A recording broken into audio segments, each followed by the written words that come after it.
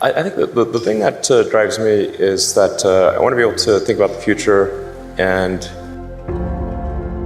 feel good about that. We're doing what we can to have the future be as good as possible, to be inspired by what is likely to happen, and to look forward to the next day. You know, there are American heroes who don't like this idea. Neil Armstrong, Gene Cernan have both testified against commercial spaceflight in the way that you're developing it, and I wonder what you think of that. I was very sad to see that because those guys are, those guys are heroes of mine, so it's really tough. I wish they would come and visit and see the hardware that we're doing here. And I think that would change their mind. They inspired you to do this, didn't they? Yes.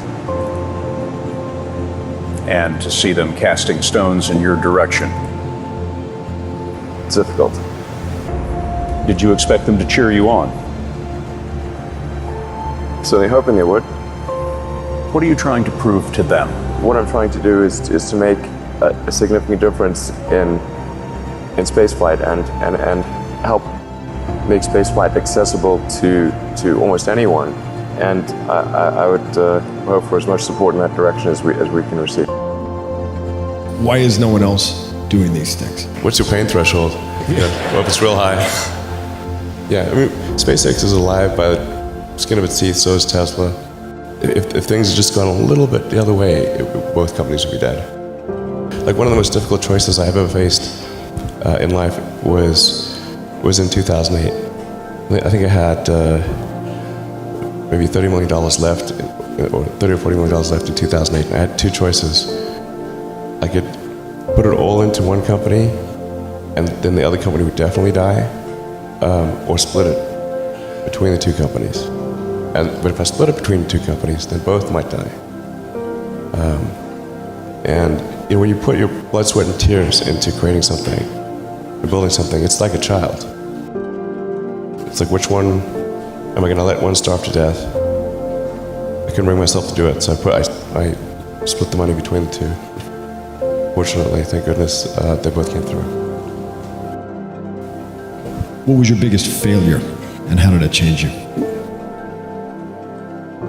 For SpaceX, the first 3 launches failed, and we're just barely able to scrape together enough parts and money to do the 4th launch. If that 4th launch had failed, we would have been dead.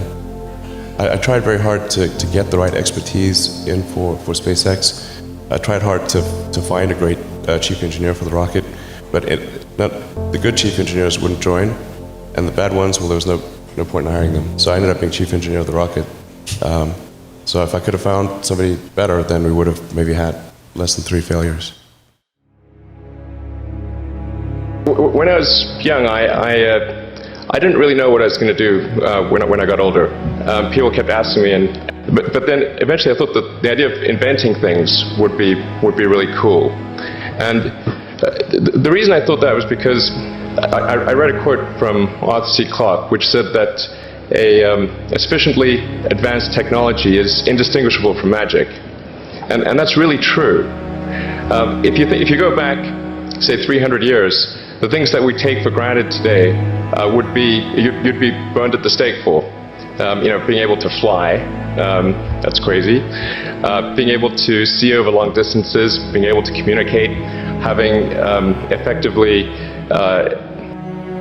with the internet a group mind of sorts, and having access to all the world's information instantly from almost anywhere on the earth.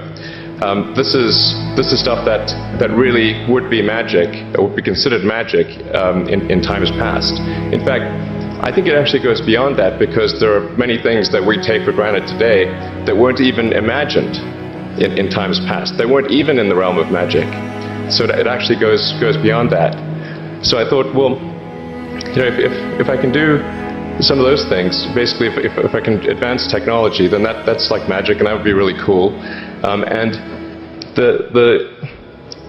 I also had sort of a slight existential crisis, because I was trying to figure out what does it all mean? Like, what's the purpose of things?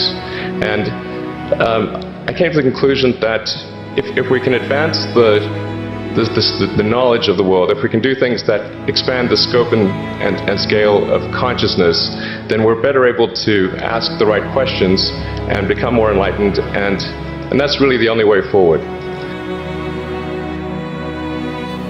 I think certainly being focused on something that you're confident will have high value to someone else, and just being really rigorous in making that assessment, because people tend to, a natural human tendency is wishful thinking.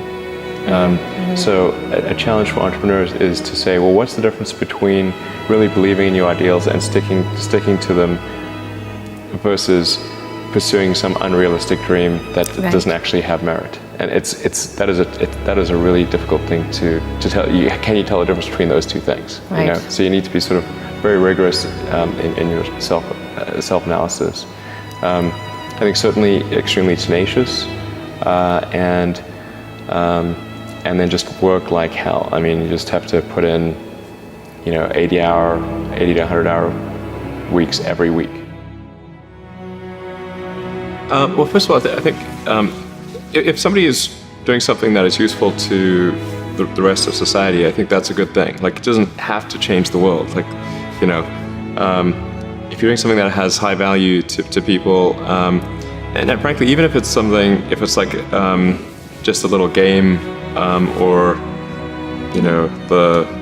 some improvement in photo sharing or something, if it has a small amount of good for a large number of people, I think that's fine. Like, stuff doesn't need to be changed the world just to be good.